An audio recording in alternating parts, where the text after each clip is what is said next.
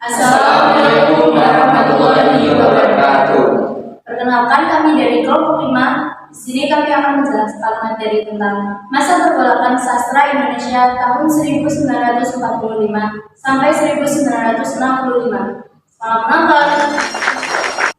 Nama saya Adam Kristianto, NPM 2240301170. Nama saya Feni Afrilia Uzadia, NPM 2240301172. Nama saya Astika Lupia, NPM 2240301178. Nama saya Rani Rahmawati, NPM 2240301190. Perkenalkan, nama saya Ridho Maulana, NPM 2240301177. Saya akan menjelaskan mengenai masa pergolakan sastra Indonesia pada tahun 1945 sampai 1965. Pertama, gambaran ringkas mengenai kehidupan kesusastraan Indonesia dari tahun 1900 hingga akhir tahun 1900 dan hingga akhir tahun 1960-an. Itu ditulis oleh Aji Rosidi, Theo, dan Jakob Sumarjo. Terdapat 3 sumber dari paparan buku. Yang pertama dari buku Theo.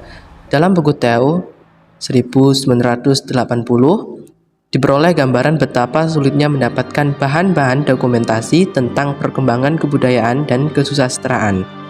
Yang kedua dari Ajib Rosidi. Dalam buku Ikhtisar Sejarah Sastra Indonesia 1969 menyajikan gambaran mengenai maraknya pemikiran sastra berkat kepelaporan penyair Hairil Anwar. Dan yang ketiga dari Jakob Sumarjo.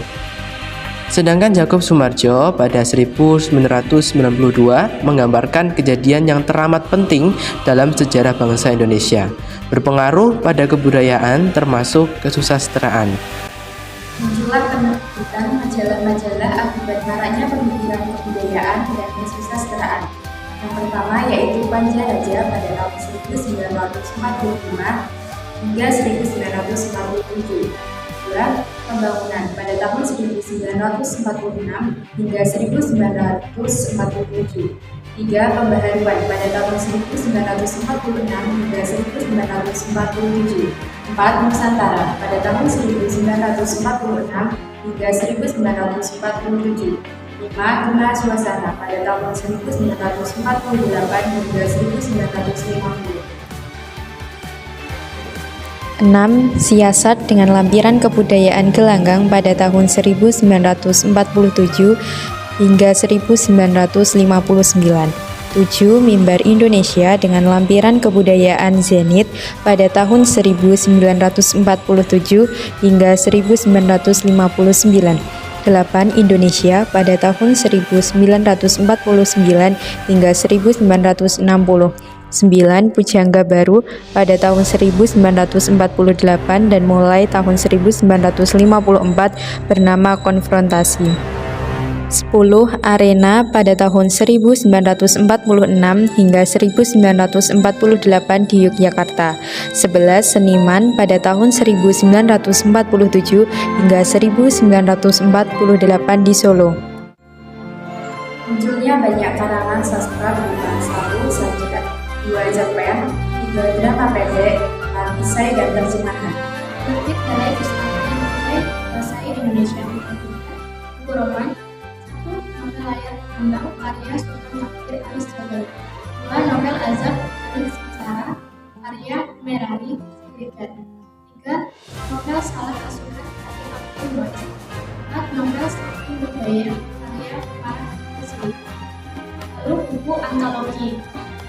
1. Puisi Sedia karya Syairul Anwar. Seperti halnya kelompok Pujangga Baru yang telah berpolemik mengenai konsep kebudayaan Indonesia baru.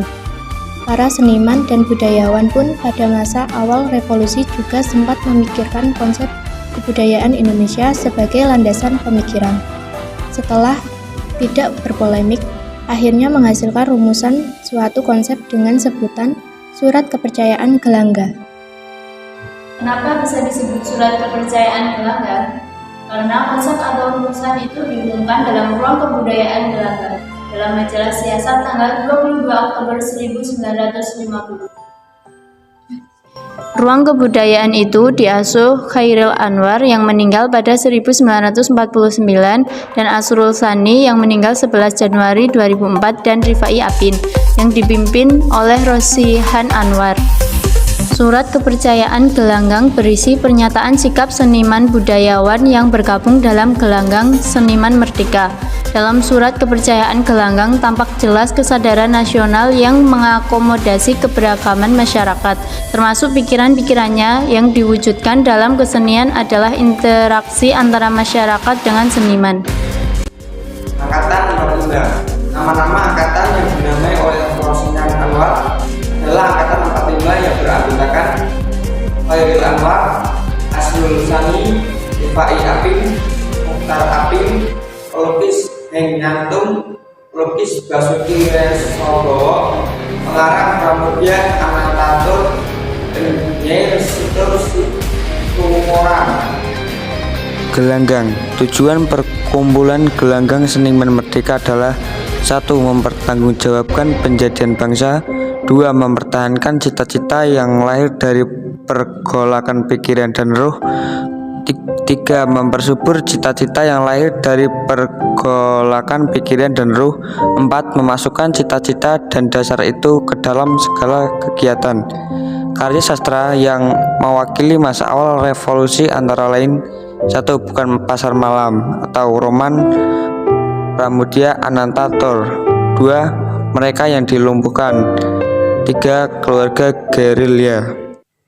Kesimpulannya adalah pada masa pergolakan sastra Indonesia tahun 1945 sampai 1965 muncullah surat kepercayaan gelanggang yang isinya tentang pernyataan sikap seniman budayawan untuk memperlihatkan kesadaran yang matang terhadap makna Indonesia sebagai sebuah proses panjang